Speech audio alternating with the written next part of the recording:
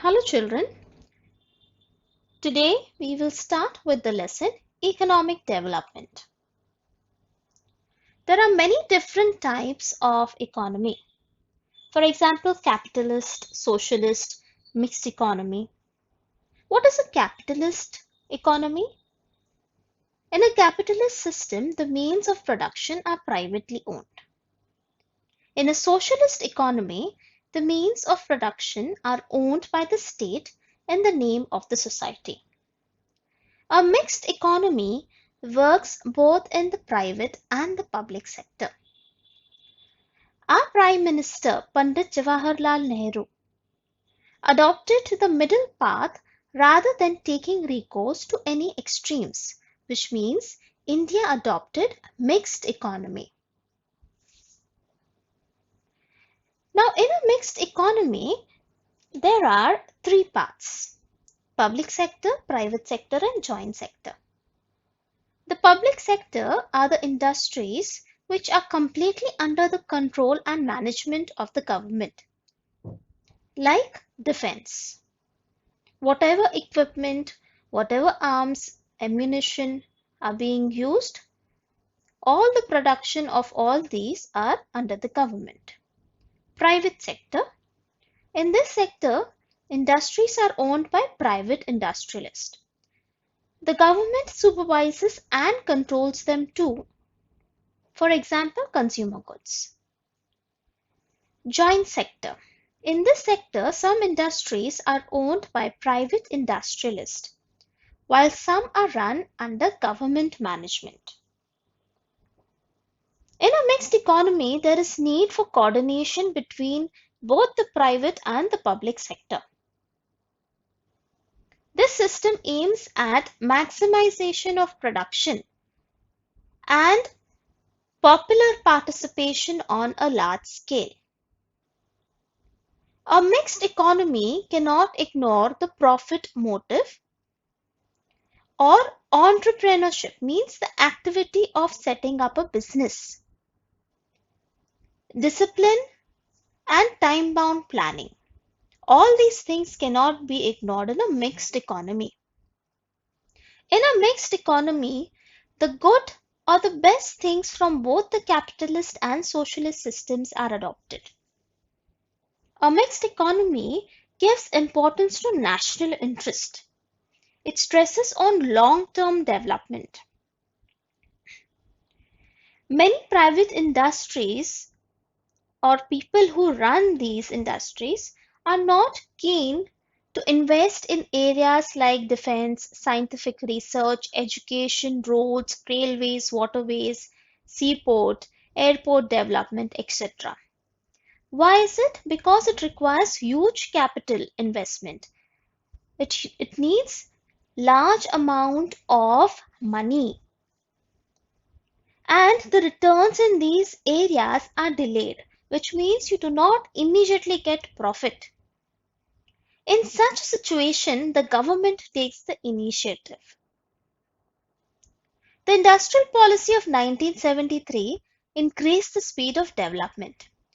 Priority was given in this policy to control the influence of heavy industries, industrial families, and foreign industries, and remove the imbalance in regional development. The government focused on the development of small-scale industries and cottage industries. The government also started paying attention to cooperative sector. Now, why was planning needed?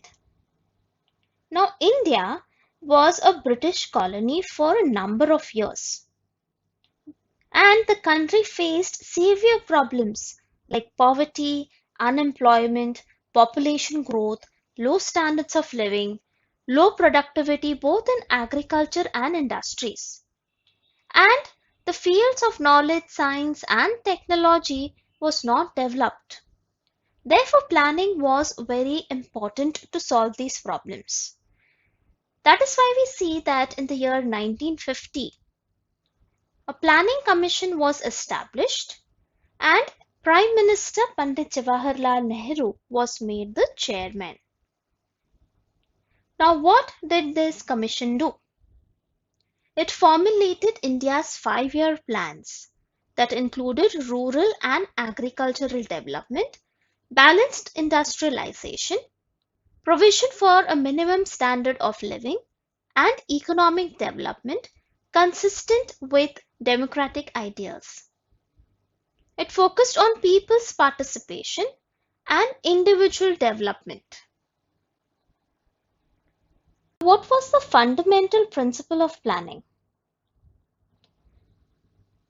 Proportionate distribution of the resources of a country, appropriate use of the human resources, and fulfilling the needs of the people. These were the fundamental principles of planning. What were the goals of the plans? First, increase the national income. Then bring about rapid industrialization and focus on the basic industries. Increase in agricultural production so that the country is self-sufficient in food grain production. Use the human resource in the country optimally by making increasing employment opportunities available. Remove the inequality in earnings and wealth. Maintain stable prices of commodities. Bring the growth in population under control by family planning. Improve the standards of living by eradicating poverty. Develop social services. And the last one, make the economy self-sufficient. These were the general goals of economic planning. Now let us see the first 5-year plan. Now this was for the year 1951 to 1956.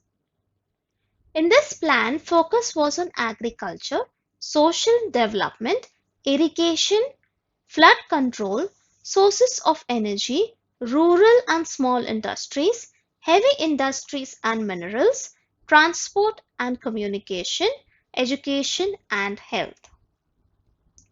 In the second 5-year plan between 1956 to 1961, focus was on industrialization. Iron and steel industries were set up at Durgapur, Bhilai and Rourkela. Chemical fertilizers plant was set up at Sindri. Rail engine factory at Chittaranjan. Factory of railway bogies at Perampur. Shipbuilding factory at Visakhapatnam. And other heavy industries were set up. Dams like Bhakra, Nangal, Damodar, etc. were built to make water available for agriculture. The third 5-year plan from 1961 to 1966.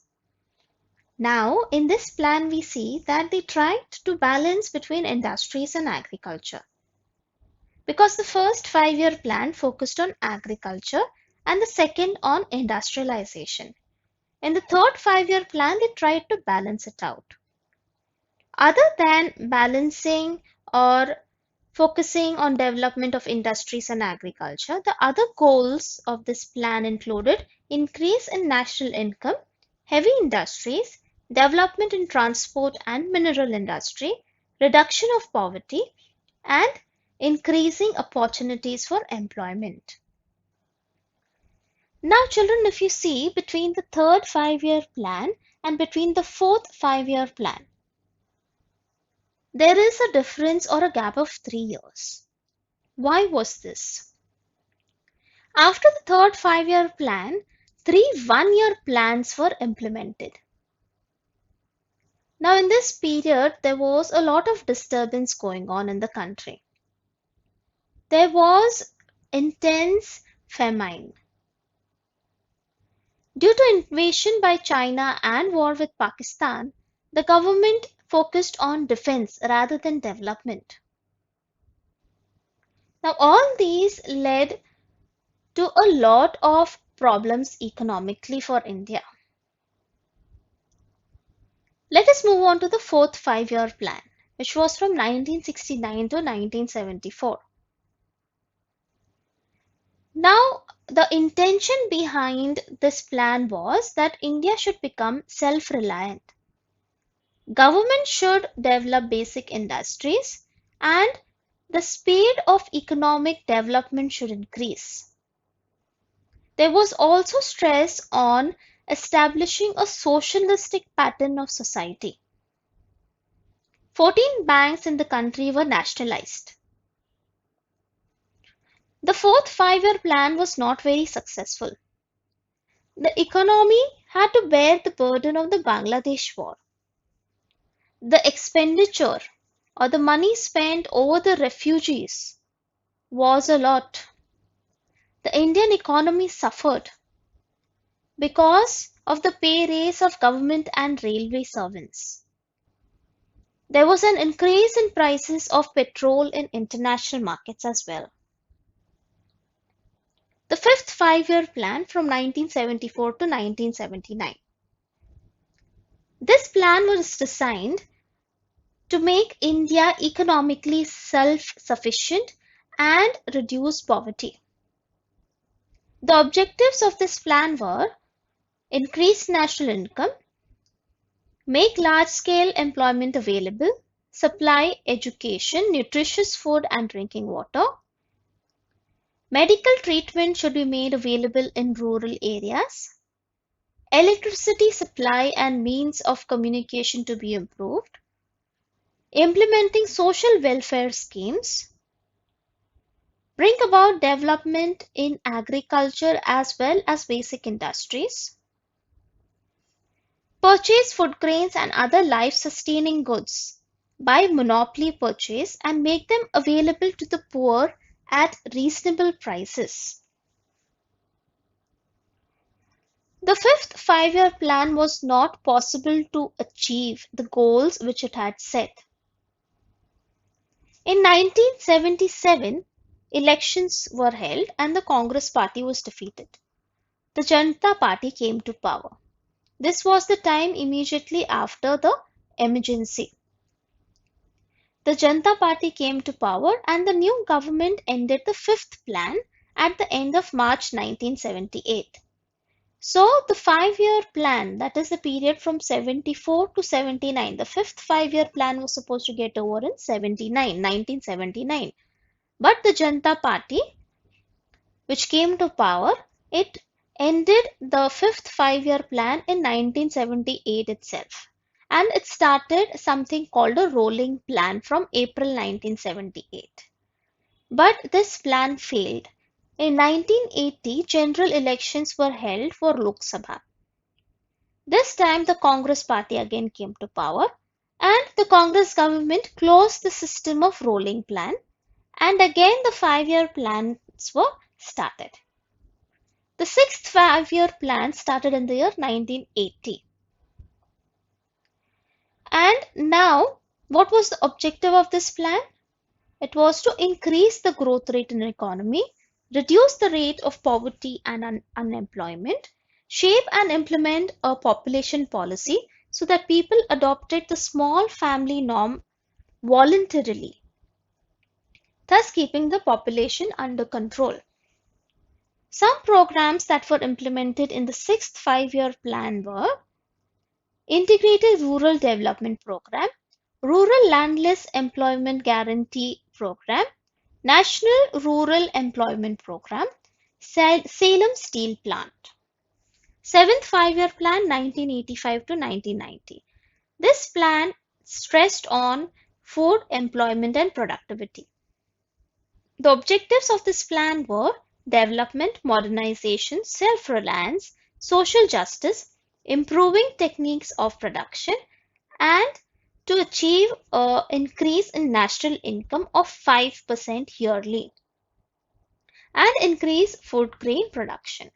Some programs that were started were Jawahar Rozgar Yojana, India Awas Yojana, scheme of 10 lakh wells. The seventh plan proved to be important from the point of view of employment generation. Eighth five-year plan from 1992 to 97. Some of the plan or the features of this plan were to maintain the rate of growth in national income at 6.5%, control the growth of population, encourage the program of family planning, and to remove illiteracy. Some programs that were started during this plan were Pradhan Mantri Rozgar Yojana, Mahila Samriddhi Yojana, Rashtriya Samajik Arthik Sahaya Yojana, Mid-day Meal Scheme, Indira Mahila Scheme, Ganga Kalyan Scheme. During the 8th plan, importance was given to growing the private sector. This plan is a reflection of the liberalization and free market policy adopted in 1991. Ninth Five-Year Plan from 1997 to 2002. Here there was focus on agriculture and rural development, and the objectives of this plan was to increase rate of growth of economy, create healthy competition in the infrastructure sector, give a new direction to the industrial policy for ensuring foreign investment. Some schemes that were started during this plan were Swarna Jayanti Sahari Rozgar Yojana, Bhagyashree Child Welfare Policy, Raj Rajeshwari Mahila Kalyan Yojana, Swarna Jayanti Gram Swarojgar Yojana, Jawahar Gram Samruddhi Yojana, Antyodaya and Anna Yojana, Pradhan Mantri Gram Sadak Yojana. In this plan, the progress of communication system and service sector was achieved. There was a growth in the fields of construction and communication as well.